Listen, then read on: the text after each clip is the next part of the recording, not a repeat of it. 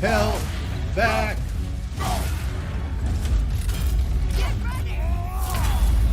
No! I can take him. I can take him. My wife's asleep, man.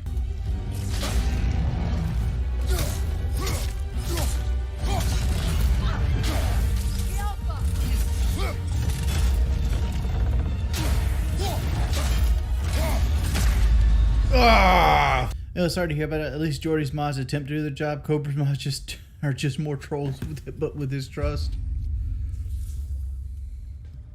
Who's Courtney? Because the longer I can stay in permafrost, the better. You hit a $1,400 bet on FanDuel. What you bet on? The real thing is to limit what you reinvest into it. If you got a profit, only limit 10% of the profit back into the FanDuel shit, man. That's how you gamble. And only gamble if it creates a fun environment. Like if it makes the games more enjoyable to watch, that's when you gamble.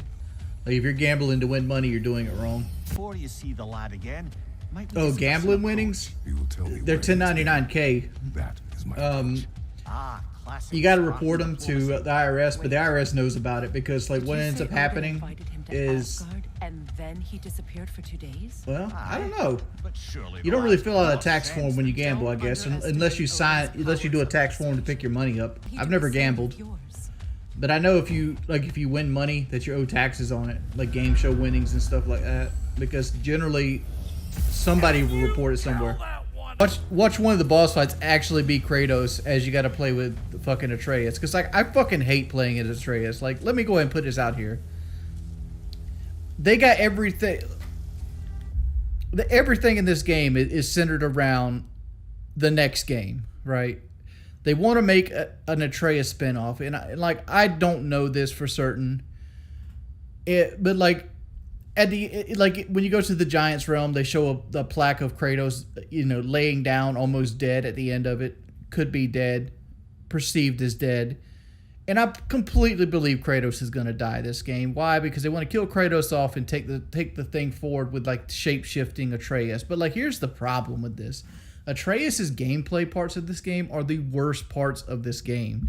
Like, his bow's underpowered. His melee stuff is It's not fun. Like, I think like if I had my way, I would never play that giant section of this game ever again, where, like, you follow the little girl around and you do her fucking chores, and then you had to fight the giant gorilla, which you guys didn't see on stream. No, that was my bad. I actually tried to stream, but I completely forgot I was streaming, and like an hour or so in, I'm like, oh, I'm not streaming. So it is what it is. But I think Atreus parts of this game are the worst parts of this game. When you have to go hunting for beehives and shit like that. Like, it's just not fun. Like, his whole character arc is not fun. The shape-shifting wolf shit's not fun. I don't know. Did anybody enjoy this? Did anybody?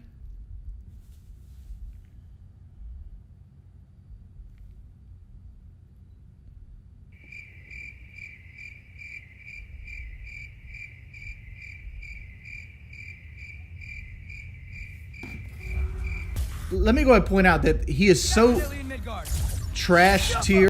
I don't know. I just hate Atreus' character. I would say Ellie's part in the original Last of Us was better than this shit. Right?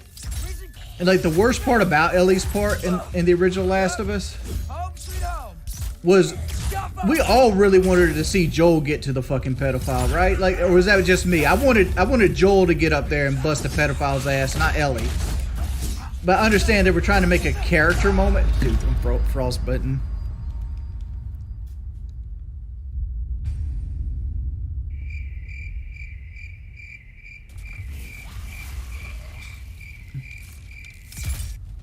I mean, I like this game. I think it's an enjoyable game. But at the same time, there's just parts about this game I just don't like. I feel like the puzzles are a little too complex. They kind of ruin the flow of the game.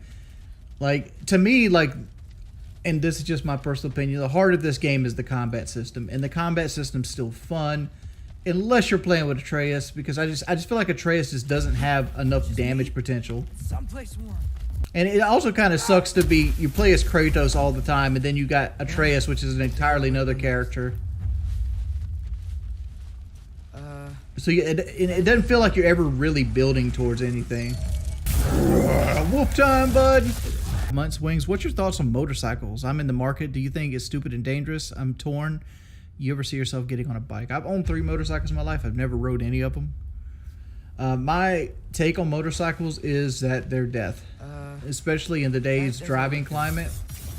Distracted driving is at an all-time high with texting and driving and Snapchat and like things inside your car designed to dude, that tech is so hard to dodge.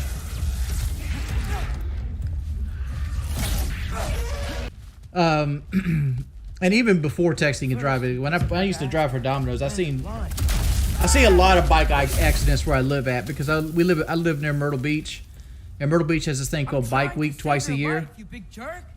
And well, there's Harley Davidson Week, and then there's Sport Bike Week. It's all Bike Week to most people here. Gotta get out of the cold. But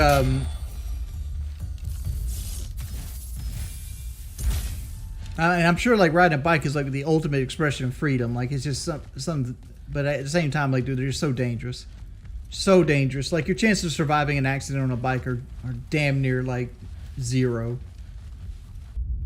Streaming during the pay-per-view. I don't know what fucking time it is. I don't know what day of the week it is, dude. Was it Sunday? It's Saturday actually. It's UFC. You're welcome. At the end of the day, everybody's fucking human. We all take shits. We all put our pants on one leg at a time. We want to make fucking sandwiches and babies. Like, that's everything.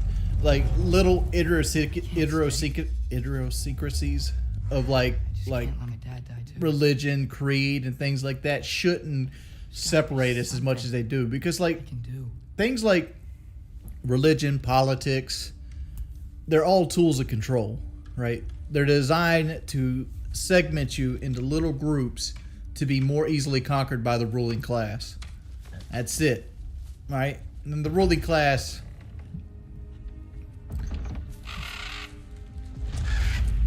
It's okay, buddy. I think he's here for me. What I'm trying to say is I have more in common with somebody that's different to me than I have different, right? Like, I'm not a Republican by any means, but I have a lot more in common with like a Republican friend than I do different. We all want the same things. We just differ on a couple points.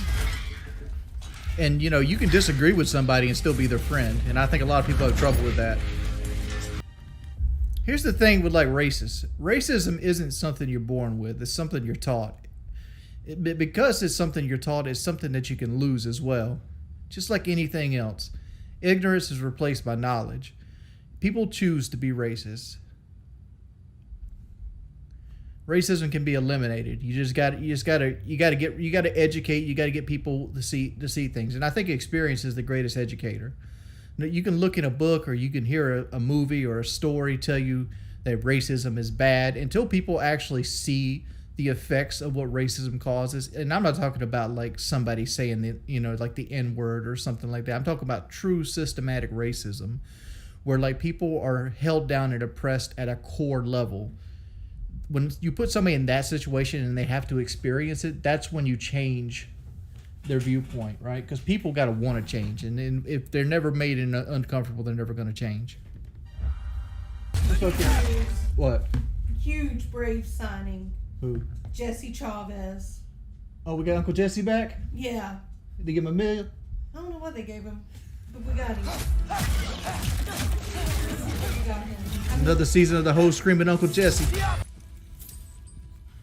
Well, you guys are also thinking about gentrification. Like, gentrification up front is a good thing, right? It's tearing down old structures and putting up new structures to revitalize the community.